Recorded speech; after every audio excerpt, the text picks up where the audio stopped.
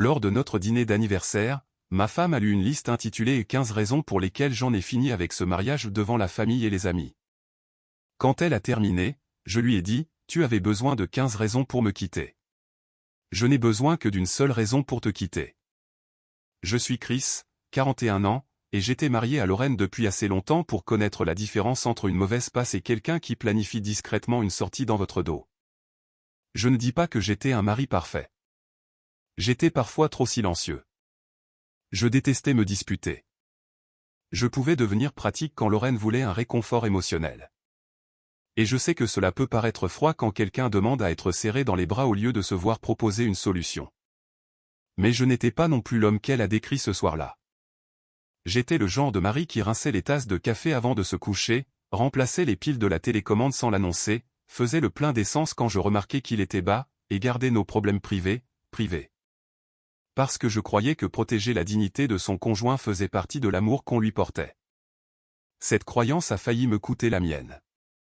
L'année précédant ce dîner, quelque chose a changé chez Lorraine. Au début, je pensais que nous étions simplement fatigués l'un de l'autre, de la manière dont les couples se fatiguent parfois après des années de routine. Nous parlions moins au dîner. Elle passait plus de temps sur son téléphone. J'ai commencé à remarquer que lorsque je posais une question normale comme « Tu veux du poulet ou des pâtes ce soir ?», elle soupirait comme si je lui avais demandé d'expliquer la gravité. « Tu me fais toujours tout décider », a-t-elle dit une fois, debout devant le réfrigérateur ouvert. J'ai regardé les deux récipients que je tenais et j'ai dit « Je demande juste ce qui te ferait plaisir. » C'est ça le problème, Chris. Tu ne vois même pas la charge mentale. J'ai posé les récipients. D'accord, alors dis-moi ce qui aiderait. Elle m'a offert ce sourire fatigué, pas vraiment triste, mais plutôt comme si elle avait déjà joué la conversation dans sa tête et que j'avais perdu. Si je dois te le dire, ça ne compte pas, c'est devenu une habitude. Je lui demandais ce dont elle avait besoin. Elle disait que je devrais déjà le savoir. Je suggérais une thérapie.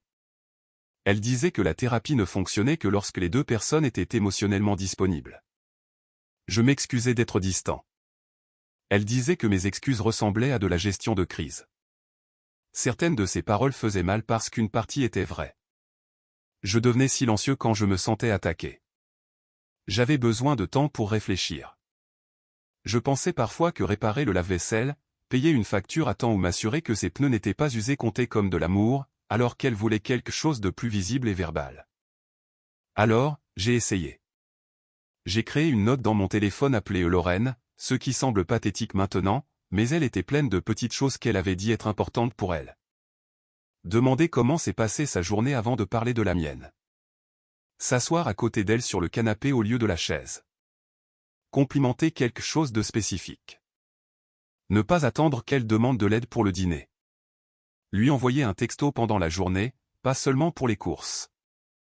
Un vendredi après-midi, j'ai envoyé un texto, je pense à toi. Tu veux qu'on aille quelque part ce soir? Juste nous deux. Elle n'a pas répondu pendant 3 heures.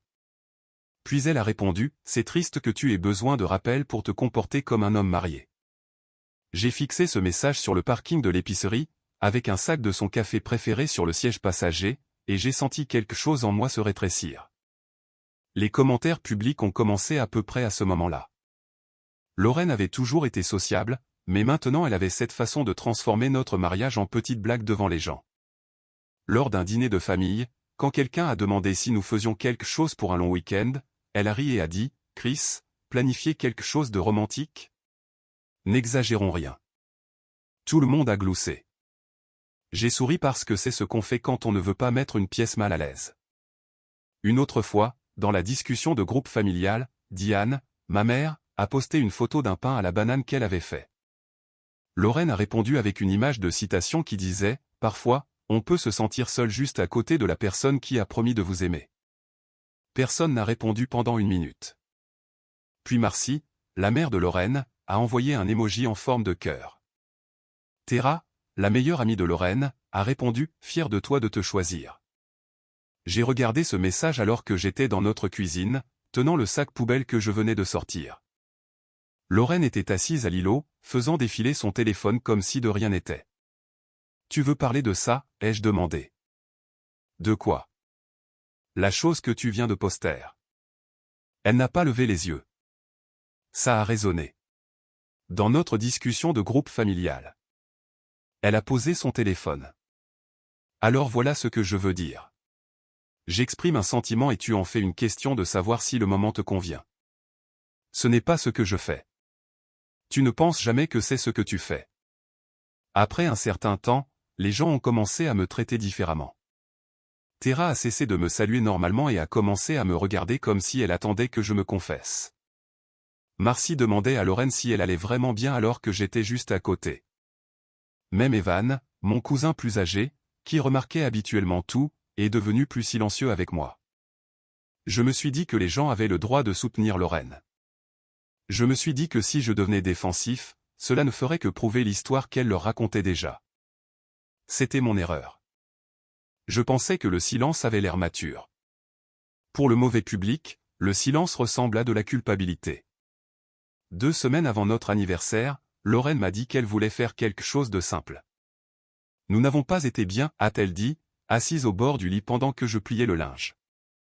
Peut-être qu'être entouré de gens qui nous aiment t'aiderait. Je me suis arrêté avec un de ces pulls dans les mains. Pour notre anniversaire. Ça n'a pas besoin d'être une production romantique, juste un dîner.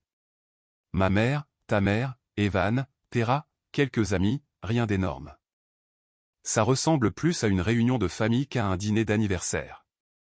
Son visage s'est crispé. C'est exactement ce dont je parle. J'essaie de créer une connexion et tu transformes ça en suspicion. J'ai eu envie de dire, parce que dernièrement, la connexion ressemble à un mot que tu utilises avant de me poignarder devant des témoins. Mais je ne l'ai pas fait. J'ai juste dit, d'accord, un dîner c'est bien.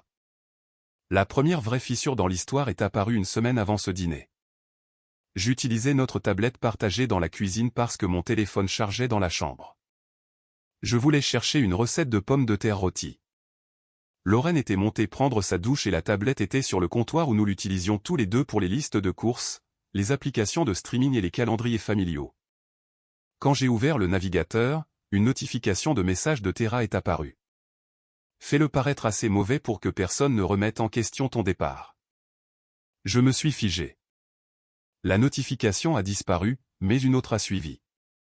S'il est embarrassé, il s'effondrera comme toujours. Mes mains sont devenues froides. Je n'ai pas tapé tout de suite. Je suis resté là, à écouter la douche couler à l'étage et le bourdonnement du réfrigérateur derrière moi, essayant de me convaincre qu'il y avait une explication innocente.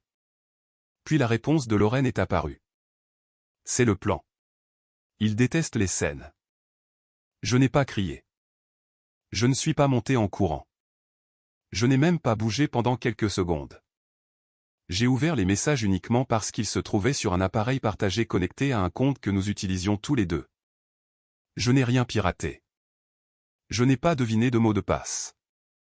Je n'ai rien installé. J'ai regardé ce qui se synchronisait déjà sur une tablette qui se trouvait entre le grille-pain et la corbeille de fruits tous les jours. La plupart du fil de discussion avait été supprimé de son téléphone, mais la tablette en avait encore des fragments. Tara avait écrit « Lis la liste. Ne le laisse pas te détourner. » Lorraine avait répondu « J'ai besoin qu'il comprenne pourquoi je ne peux pas rester. » Tara a écrit « Alors fais en sorte qu'il soit clair qu'il t'a brisé en premier. » J'ai eu la nausée. Pas parce que Lorraine voulait partir. Je pouvais survivre au départ de quelqu'un. Ce qui m'a frappé, c'est qu'elle ne planifiait pas une conversation. Elle planifiait une performance. J'ai posé la tablette quand j'ai entendu la douche s'arrêter. Ce soir-là, Lorraine est descendue en pyjama, une serviette autour des cheveux, et m'a demandé pourquoi j'étais si silencieux. J'ai failli rire. Au lieu de cela, j'ai dit « juste fatigué ». Elle m'a offert un petit sourire satisfait. Tu le es toujours. Après cela, j'ai commencé à ne regarder que là où j'avais le droit de regarder. Les relevés de comptes bancaires conjoints, les dossiers de mets partagés, le calendrier familial, tout ce qui portait nos deux noms. Je n'essayais pas de la surprendre en train de tricher comme un adolescent jaloux. J'essayais de comprendre dans quoi je m'embarquais. Les relevés bancaires étaient ennuyeux au début. Paiement de l'hypothèque, courses, assurance, restaurant. Puis j'ai remarqué de petits transferts auxquels je n'avais pas prêté attention auparavant. Ils n'étaient pas énormes. C'était le but. 2 cents par-ci, 4 cents par-là, 7 cents une fois libellé et consult. Un autre libellé est temporaire. Les dates correspondaient au soir où Lorraine m'avait dit qu'elle était avec Terra ou qu'elle avait besoin d'espace. J'ai téléchargé les PDF et j'ai continué. Puis une alerte de récupération est apparue dans notre email partagé parce que Lorraine avait utilisé l'adresse de secours connectée à notre compte domestique. Cela m'a conduit à un dossier de brouillon auquel j'avais accès parce que des années plus tôt, nous l'avions configuré pour les factures partagées, les plans de voyage, les formulaires fiscaux, toutes les choses ennuyeuses du mariage qui rendent la séparation compliquée. Il y avait un brouillon de mail à un avocat. Je n'ai pas lu chaque mot. Je n'en avais pas besoin. Les parties que j'ai vues étaient suffisantes. Il me décrivait comme émotionnellement cruel, financièrement contrôlant et doué pour paraître calme devant les autres. Il disait que Lorraine avait été isolée à l'intérieur du mariage. Il disait qu'elle avait besoin de conseils pour garder la maison parce que j'avais abandonné les responsabilités émotionnelles de la relation. Je me suis assis au bureau dans notre chambre d'amis, la lumière de l'imprimante clignotant à côté de moi, et j'ai senti ma mâchoire se serrer. Je ne l'avais jamais empêché de travailler, de dépenser, de voir des amis, de rendre visite à sa famille ou de quitter la maison. La moitié du temps, c'est moi qui disais « va t'amuser ». Je nettoierai. Mais le brouillon n'était pas écrit pour être juste. Il était écrit pour créer un dossier. Puis j'ai trouvé la connexion au compte. Un transfert avait une ligne de mémo qui incluait des initiales que je ne reconnaissais pas. Quand j'ai cherché ces initiales dans notre email partagé, une vieille confirmation transférée est apparue. Elle n'était pas détaillée, mais elle reliait le transfert à un compte séparé que Lorraine avait ouvert. Le nom de Masson apparaissait dans la chaîne parce qu'il l'avait aidé à configurer quelque chose lié à cela. Masson était son ami. C'était toujours le mot. Ami. Il avait 42 ans. Charmant de la manière paresseuse dont certains hommes sont charmants quand ils n'ont pas à en assumer les conséquences. Lorraine disait qu'il comprenait la croissance émotionnelle. Elle disait qu'il avait traversé des épreuves et ne la jugeait pas. Je l'avais rencontré 2 fois. Les 2 fois, il m'a serré la main trop fermement et a regardé au-delà de moi en parlant à ma femme. J'ai de nouveau cherché dans les messages synchronisés. Je n'ai pas trouvé de confession d'amour dramatique. Ce que j'ai trouvé était pire d'une manière différente. Masson a écrit « Prends ce que tu peux avant qu'il ne prenne un avocat ». Lorraine a répondu « Il ne le fera pas. Il essaiera d'être le plus grand ». Masson a écrit « Bien ». La personne la plus grande signifie généralement un règlement plus petit. Un autre message disait « Une fois que les gens entendront ta version en premier, il aura l'air sur la défensive, quoi qu'ils disent. » Et un autre « Ne le laisse pas jouer le calme. Les gars calmes ont l'air coupables si tu le présentes bien. » J'ai fixé celui-là pendant longtemps. Non pas parce que c'était intelligent, mais parce que cela expliquait la dernière année de ma vie en une seule phrase. Lorraine n'était pas seulement malheureuse. Elle ne se contentait pas de se plaindre à ses amis. Elle avait appris aux gens comment me voir avant même que je sache que j'étais observé. J'ai imprimé un relevé, une page, le relevé de transfert le plus clair. Puis j'ai pris rendez-vous avec une avocate en droit de la famille.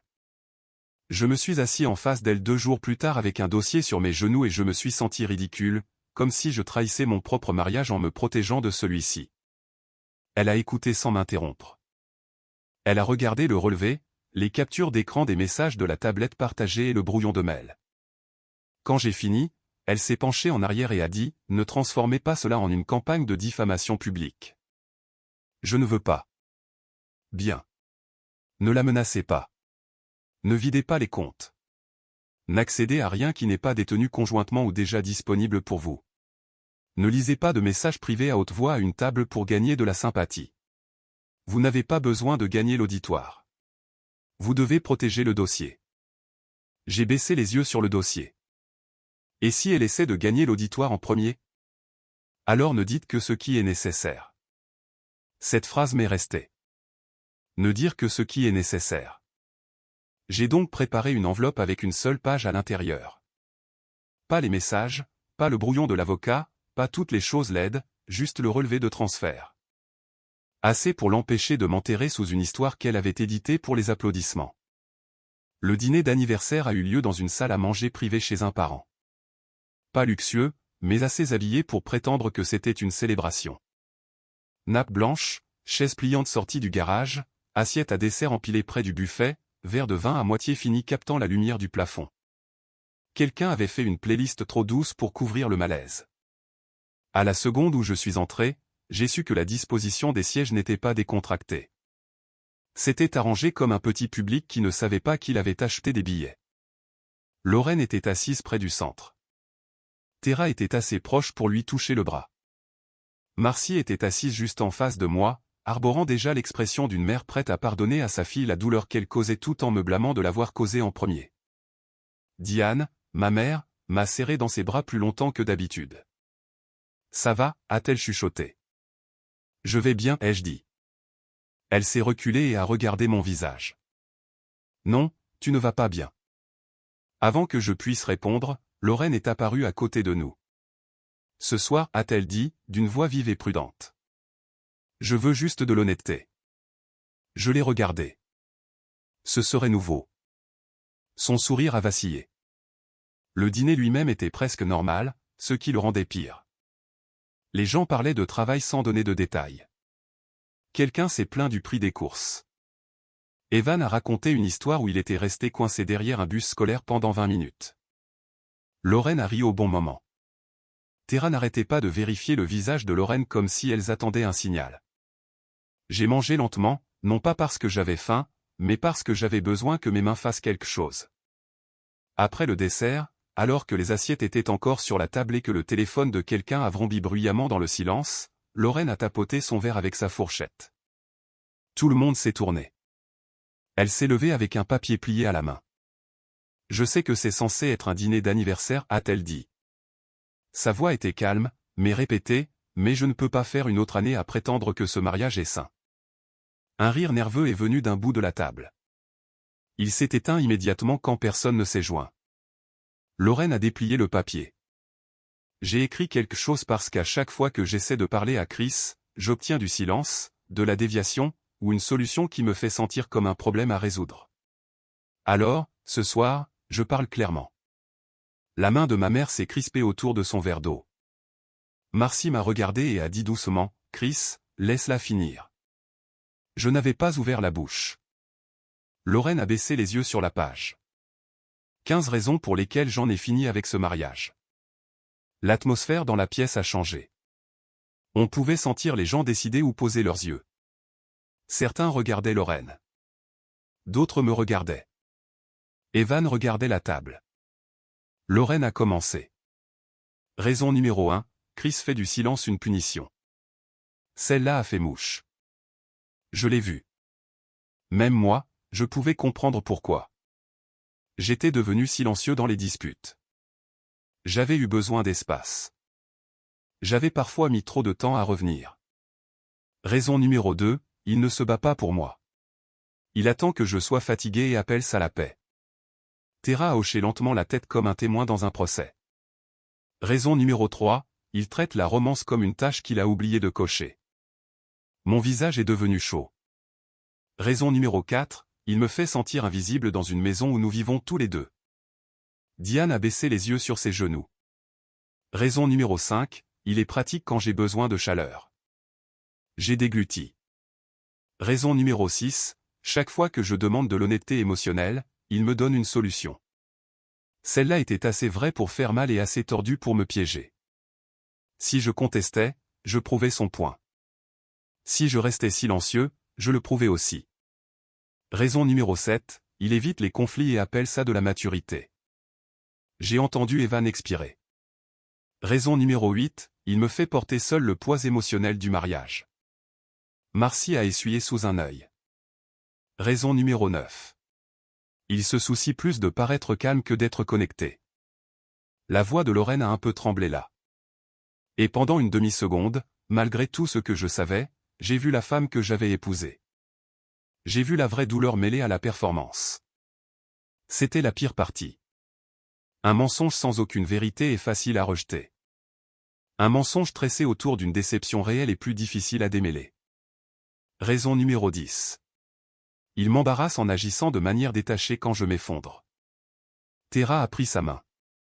Raison numéro 11. Il ne me choisit jamais bruyamment.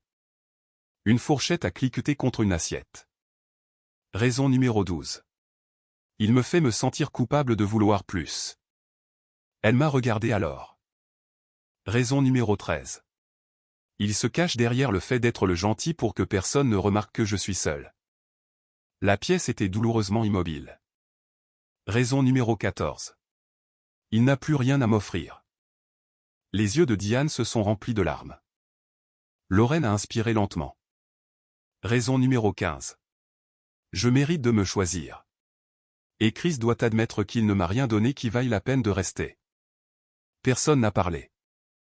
Le silence après cette liste semblait physique, lourd, comme si quelqu'un avait abaissé un mur de verre entre moi et chaque personne dans la pièce. Lorraine a plié le papier et l'a posé à côté de son assiette. Son visage était maintenant mouillé, mais sa posture restait parfaite. Je me choisis enfin, a-t-elle dit. Et j'ai besoin qu'il arrête de prétendre qu'il ne sait pas pourquoi. Tara s'est tournée vers moi. Chris, peut-être que tu devrais juste écouter ce soir. Je l'ai regardé. Je l'ai fait. Lorraine a laissé échapper un petit rire amer. C'est tout ce que tu as. J'ai secoué la tête. Non, je voulais juste que tu finisses. Son expression a changé très légèrement, mais je l'ai remarqué. Je me suis levé. Personne n'a bougé. J'ai mis la main dans la poche intérieure de ma veste, j'ai sorti l'enveloppe et je l'ai posée sur la table devant moi. Pas de façon dramatique, pas avec une claque, juste assez pour que le papier fasse un son doux contre la nappe. Les yeux de Lorraine se sont posés dessus. J'allais gérer ça en privé, ai-je dit, parce que je respectais encore ce que ce mariage était. Mais tu as choisi un public. Sa bouche s'est crispée.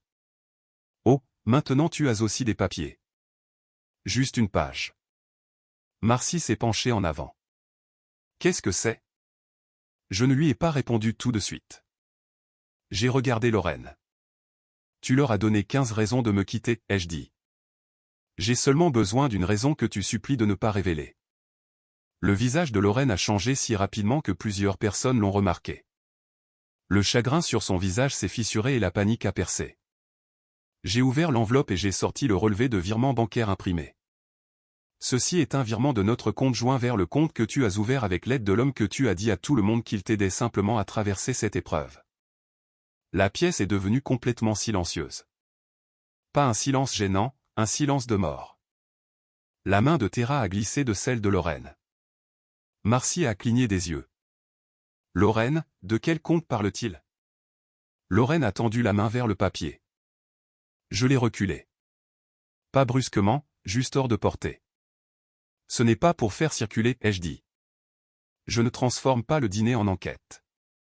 La voix de Lorraine s'est élevée. Cet argent était pour la sécurité. Alors explique-le par l'intermédiaire d'avocats.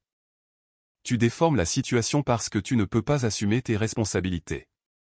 Je ne vais pas argumenter avec un discours. Tara a regardé entre nous. Lorraine, tu ne m'as pas parlé d'argent. Lorraine a répliqué sèchement. Parce que ce n'était pas une question d'argent. J'ai regardé Tara. Alors tu pensais que c'était une question de négligence émotionnelle. Je comprends. C'est la version qu'on t'a donnée. Le visage de Tara est devenu pâle. Marcy a reculé sa chaise de quelques centimètres. J'ai besoin que tu me dises la vérité tout de suite. Lorraine s'est tournée vers sa mère. Maman, s'il te plaît, ne fais pas ça ici. J'ai presque souri, non pas parce que quelque chose était drôle, mais parce que c'était là. La même femme qui avait transformé notre dîner d'anniversaire en une lecture publique voulait soudainement de l'intimité. Si tu voulais de l'intimité, ai-je dit doucement. Tu aurais dû la choisir avant le dessert. Diane a fait un petit bruit comme si elle avait retenu sa respiration trop longtemps. Evan s'est à moitié levé de sa chaise et m'a regardé. Tu veux que je sorte avec toi, a-t-il demandé. Pas encore. Lorraine fixait le papier comme si c'était un fil sous tension. J'ai continué, en gardant ma voix égale.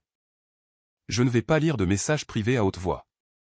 Je ne vais pas lister tout ce que j'ai trouvé. Je ne vais pas t'humilier comme tu as essayé de m'humilier. Mais je vais clarifier une chose devant les mêmes personnes que tu as choisi d'impliquer. Personne n'a interrompu. Ce mariage ne s'est pas terminé parce que j'étais silencieux. Tu planifiais déjà une sortie. Tu déplaçais de l'argent. Tu préparais une version de notre mariage où j'avais l'air assez cruel pour que personne ne demande ce que tu faisais derrière le rideau. Lorraine a secoué la tête. Ce n'est pas juste. Non, ai-je dit, ce que tu as fait ce soir n'était pas juste. C'est juste la partie que tu ne t'attendais pas à ce que je sache. Le visage de Marcy avait perdu toute sa certitude. Tara a chuchoté, je ne savais pas. Je la croyais, principalement. Tara avait apprécié d'être du côté juste de l'histoire. Elle avait aidé Lorraine à répéter l'embuscade, mais je ne pense pas qu'elle était au courant pour Mason et l'argent. Le drame semble différent quand il devient un relevé bancaire. Lorraine a essayé une dernière fois. C'était censé être ma vérité. J'ai ramassé l'enveloppe. Tu peux avoir ta vérité.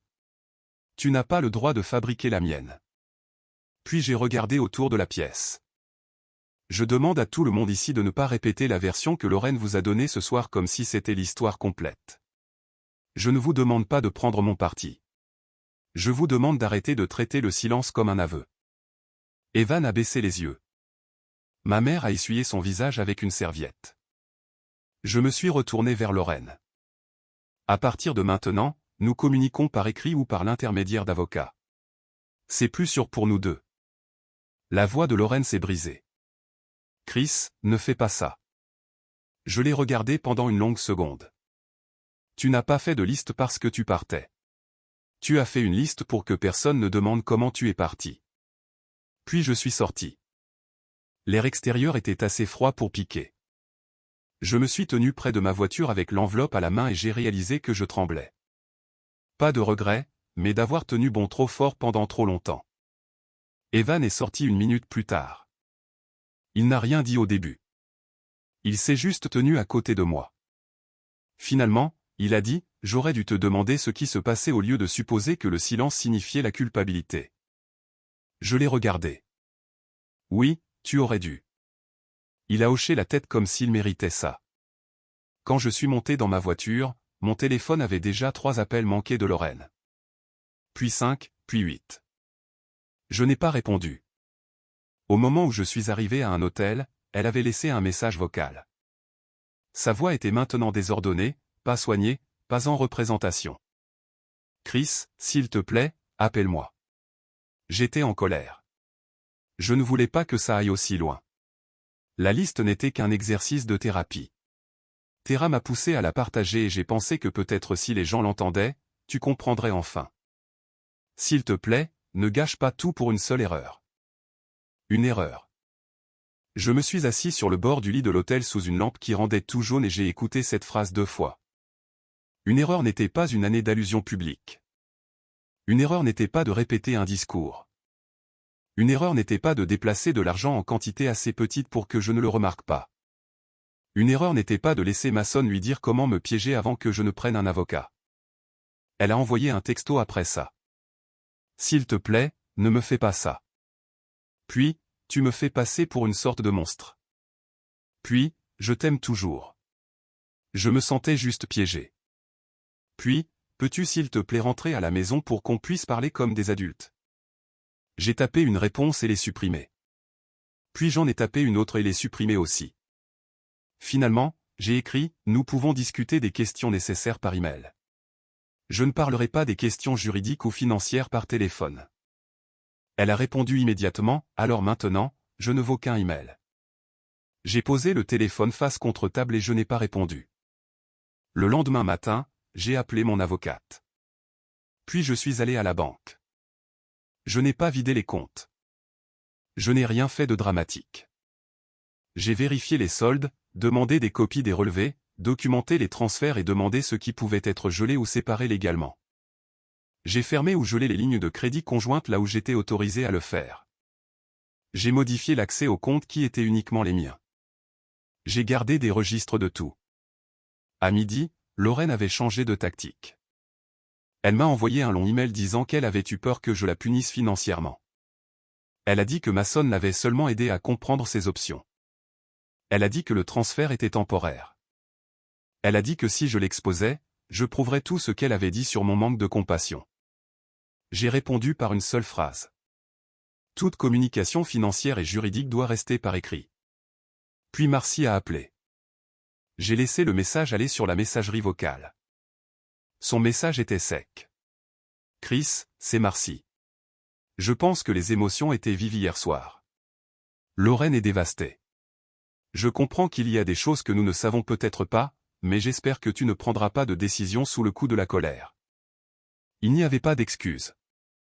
Pas vraiment, mais la certitude avait disparu. Tara a envoyé un texto plus tard. Je pensais que c'était une question de négligence émotionnelle. Je n'étais pas au courant pour l'argent. Je suis désolé pour mon rôle hier soir. Je l'ai regardé pendant un moment avant de répondre. Tu as aidé à transformer mon dîner d'anniversaire en un procès public. Elle a répondu. Je sais. Je suis désolé. Je n'ai pas répondu à nouveau. La partie la plus satisfaisante, si je suis honnête, c'était Mason. Non pas parce que je lui ai jamais parlé. Je n'en avais pas besoin. Lorraine m'a transféré un de ses messages par accident dans une chaîne frénétique de mails où elle essayait de prouver qu'il n'était pas impliqué. Mason avait écrit « Je ne peux pas être impliqué dans un drame juridique. Ne mets pas mon nom là-dedans. » En dessous, Lorraine avait envoyé. « Tu m'as dit de faire ça. » Sa réponse fut courte. « Je t'ai dit de te protéger. Ne m'entraîne pas là-dedans. » C'était Mason. Assez courageux pour chuchoter une stratégie à l'oreille d'une femme mariée. Pas assez courageux pour faire face aux conséquences. Une semaine plus tard, Evan est passé pour déposer une veste que j'avais laissée au dîner. Il s'est tenu à ma porte, la tenant comme une offrande. « Je ne suis pas là pour me mêler de tes affaires, a-t-il dit. Bien. Il a hoché la tête.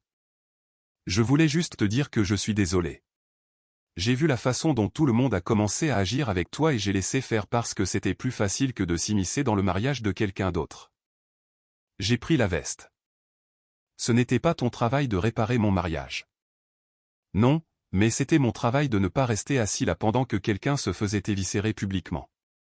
Celle-là a fait mouche. J'ai dit « merci ». Il a semblé soulagé, mais je ne lui ai pas facilité la tâche. Je ne lui ai pas dit que ce n'était pas grave. Ce n'était pas grave. Certaines excuses devraient être acceptées sans prétendre que les dommages étaient minimes. Diane était différente. Ma mère n'a pas beaucoup parlé de Lorraine. Elle est venue un matin avec des courses que je n'avais pas demandées et les a rangées pendant que je faisais du café. Elle a ouvert le placard, n'a vu qu'une seule tasse sur le comptoir et s'est immobilisée. J'ai détesté regarder ça, a-t-elle dit. Je sais. Je voulais dire quelque chose. Je suis content que tu ne l'aies pas fait. Elle s'est retournée. Pourquoi? Parce que si tu m'avais défendu, ils en auraient fait une affaire de mère protégeant son fils.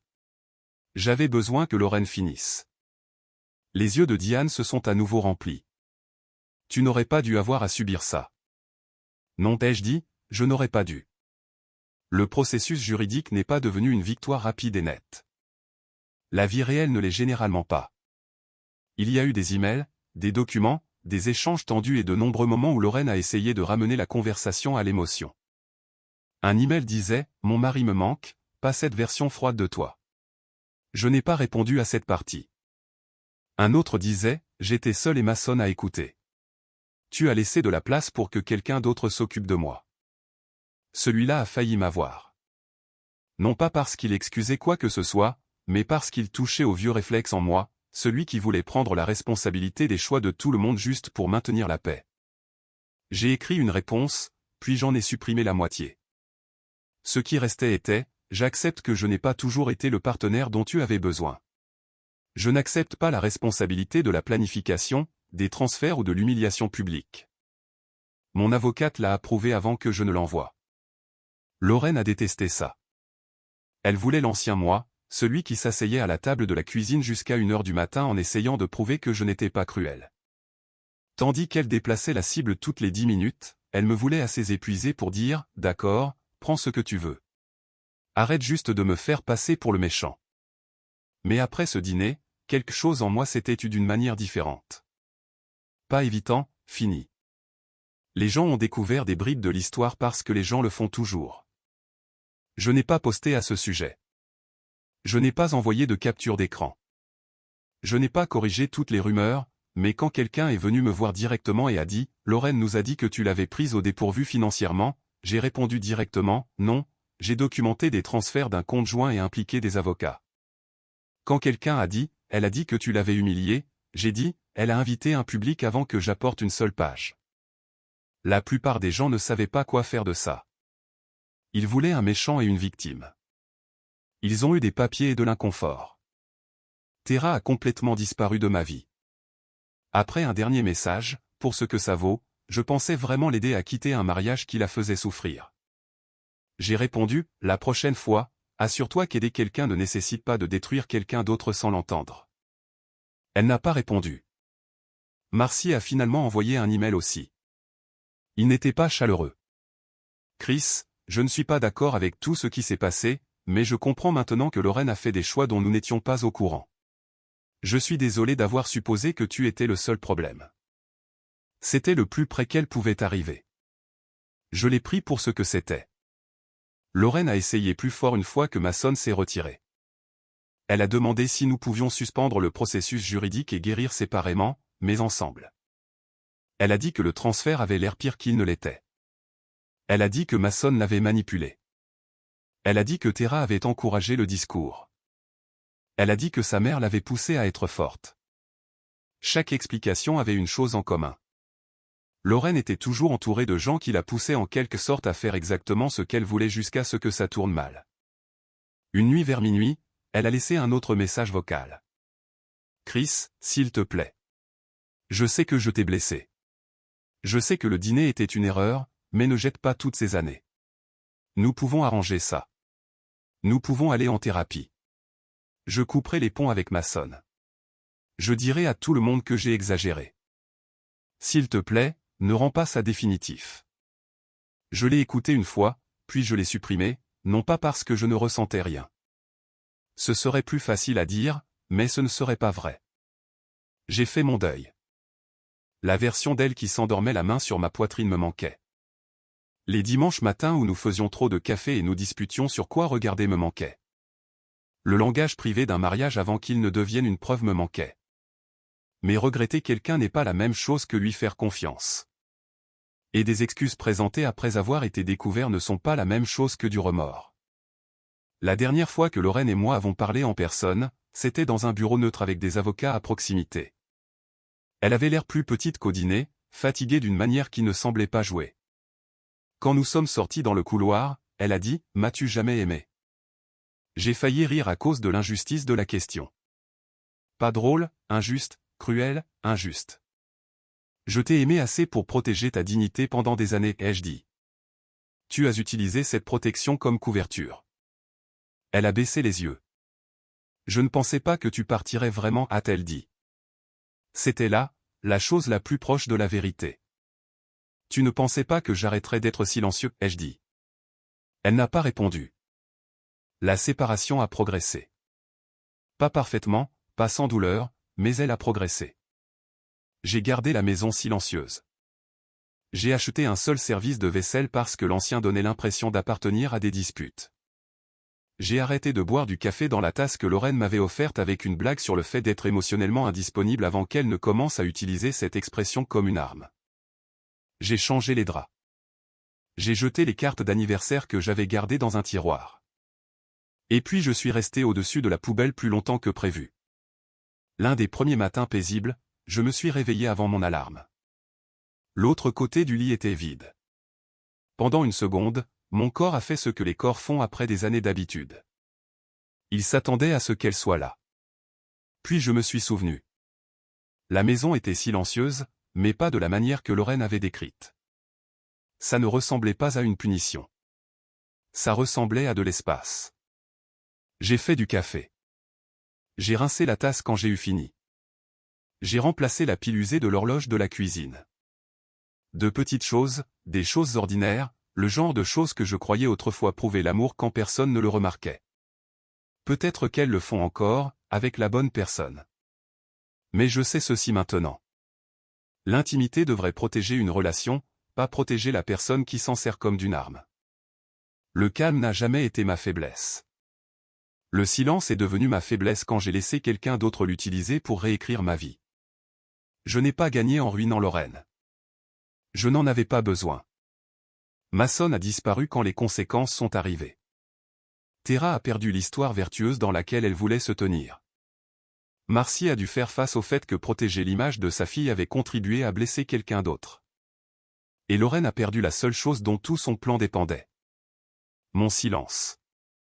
Je suis parti avec mes dossiers, mes limites et la partie de moi que j'ai failli abandonner juste pour éviter de faire une scène. Et pour la première fois depuis longtemps, je ne me suis pas senti coupable d'avoir choisi ma propre paix.